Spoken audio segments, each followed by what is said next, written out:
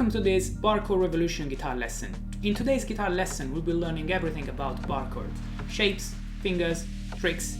So if you want to learn bar chords, or if you know bar chords and you are struggling with them, this is the video for you.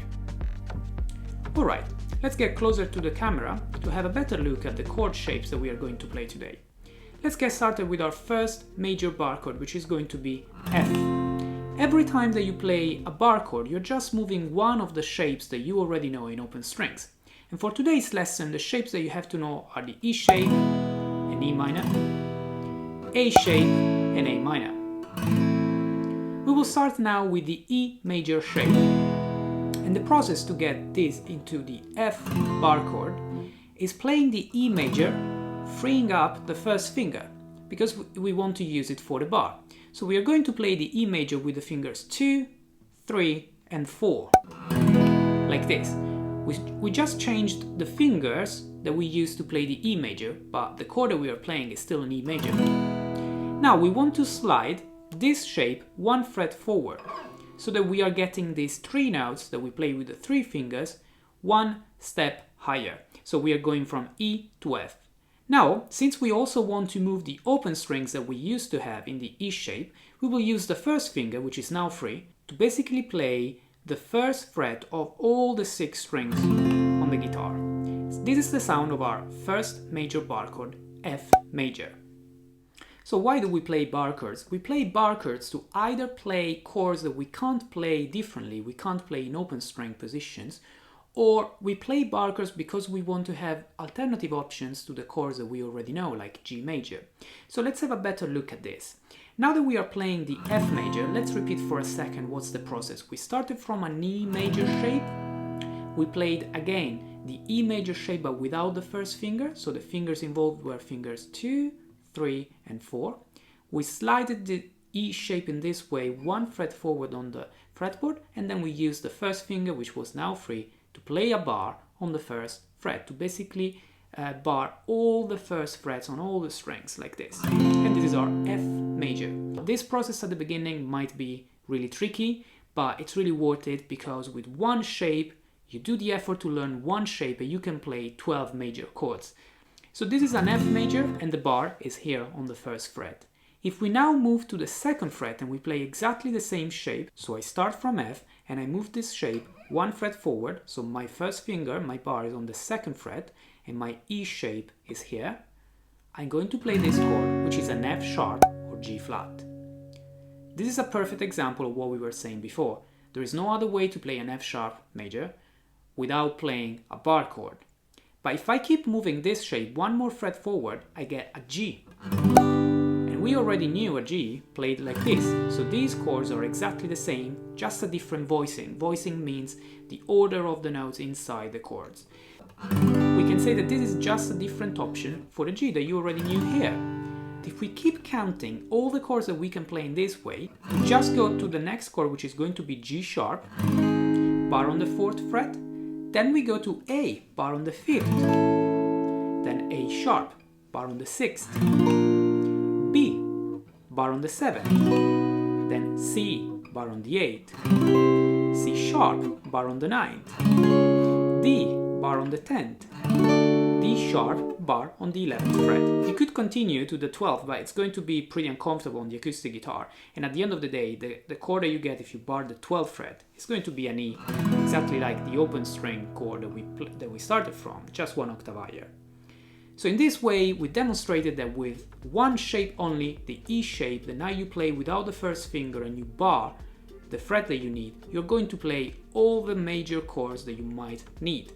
You just need to count them with the root note on the top string, on the E string. So you start from the open string, then the first fret is called F, and then you keep counting F sharp or G flat, G, G sharp or A flat, A sharp or B flat, B, C, C sharp or D flat, D, D sharp or E flat, and then E, where you have the double dots, that's the 12th fret.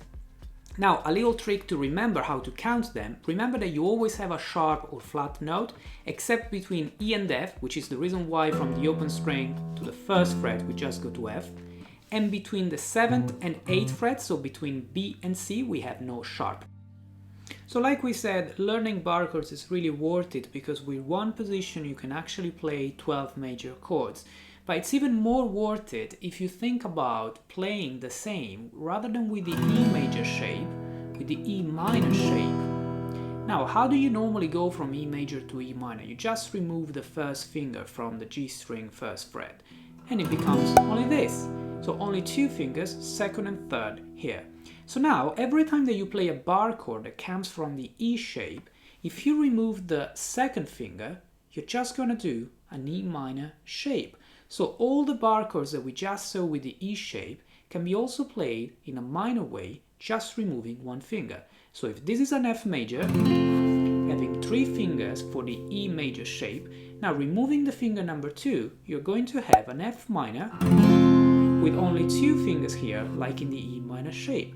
Now if you move this shape all around the fretboard, like F minor, F sharp minor, G minor, G sharp minor, A minor, A sharp minor, B minor, C minor, C sharp minor, D minor, and maybe even D sharp minor, you're going to get another 12 bar chords, this time minor bar chords. So anytime you want to play a bar chord from the E shape, you just place your bar where you need it, and then you either play your major or minor E shape. Alright, let's have a look now at a few tips and tricks to play better bar chords. Every time that you play a bar chord, it's really important that we understand that the first finger is pressing all through his length, but at the end of the day, it's really important that it presses on top and at the bottom. Because in the middle, you will always have 2 or 3 fingers which are actually playing those strings. So what you want to do is concentrate to press a lot on top and at the bottom of your bar. In the middle, you might even have not a perfectly straight first finger. It doesn't really matter because you're going to have other fingers here. So you might have a slightly curved first finger, and this is absolutely fine. It's really important though that the thumb is going to be not high, but at the bottom. So it really literally goes down very straight and low. The lower, the better to actually keep straight the other fingers that you have on your fretboard. Also, try to rotate a tiny bit the first finger to have the bony part of the finger pressing on the strings. It's going to be definitely better and easier to get a better sound. So rather than having something like this where you struggle to get a clean sound from the strings, with the bony part of your first finger you actually get a better sound for your strings. Lastly, every time that you play a bar chord, major or minor, check that all the fingers are in the right place. For instance, if you play a minor bar chord, you will always have one fret as a gap between your bar and the 2 fingers that you use for the E minor shape. This is because every time that you play the E minor in open strings, you never play anything on the first fret, so your 2 fingers are only on the 2nd fret. You basically have to follow the same even when you play minor bar chords. Alright, so now we are ready to do exactly the same process on the A shape. When we play the A shape, it's important to say that now the root note is going to be on the A string.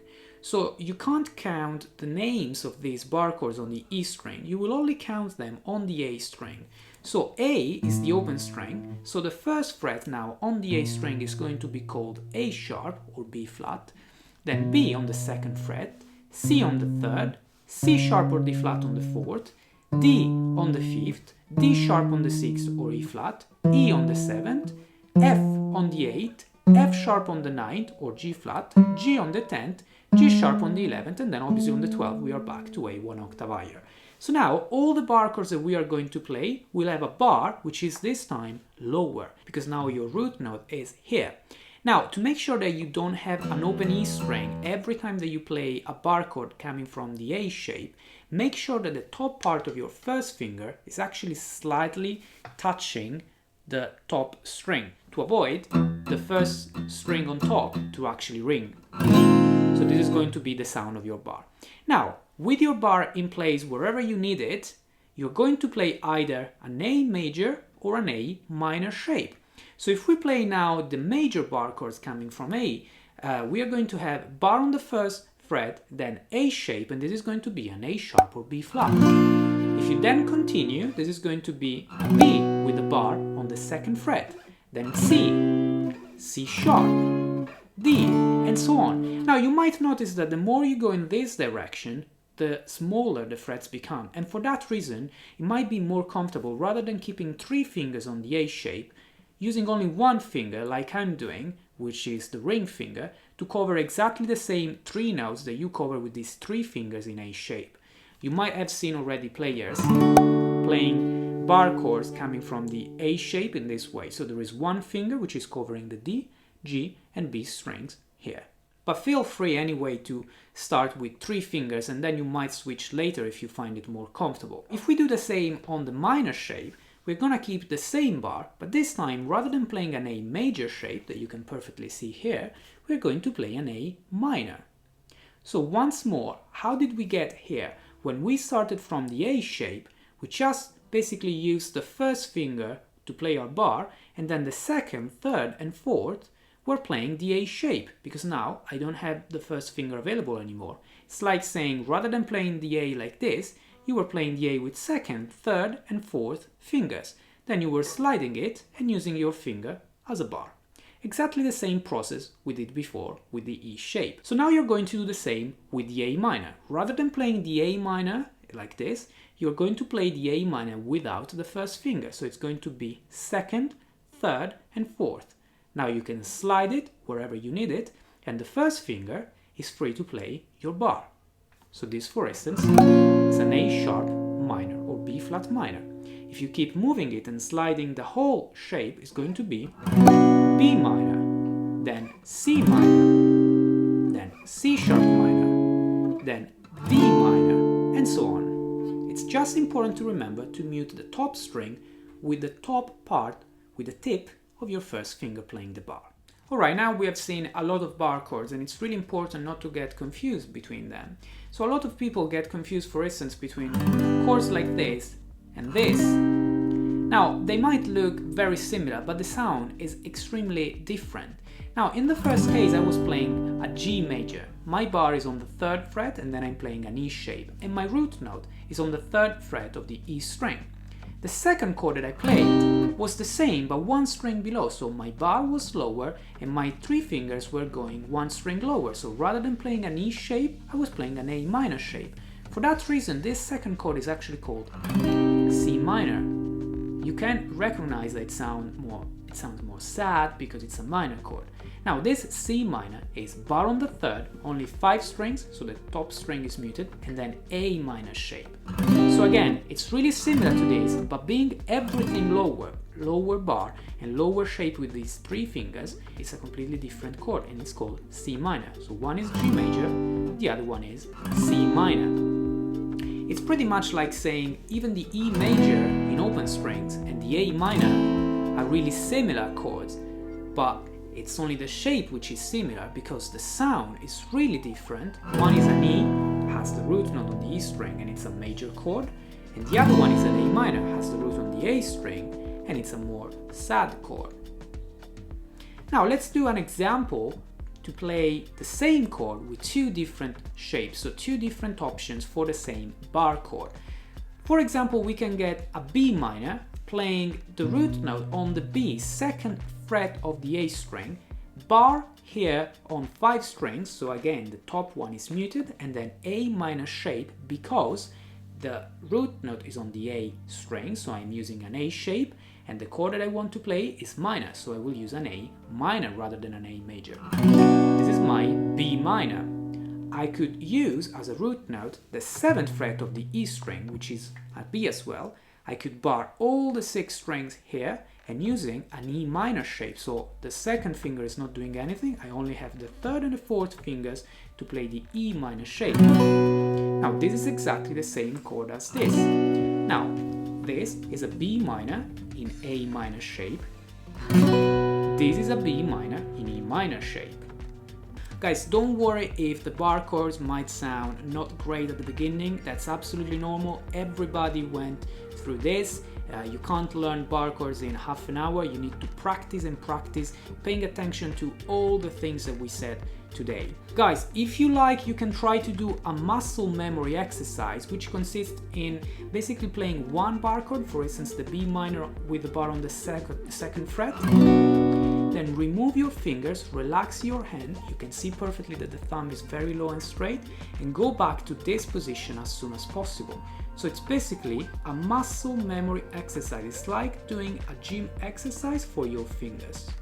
This will help you really a lot. Feel free to leave feedback in the comments, and if this video helped you guys, consider subscribing for more of these lessons. Thank you for watching, have a wonderful day.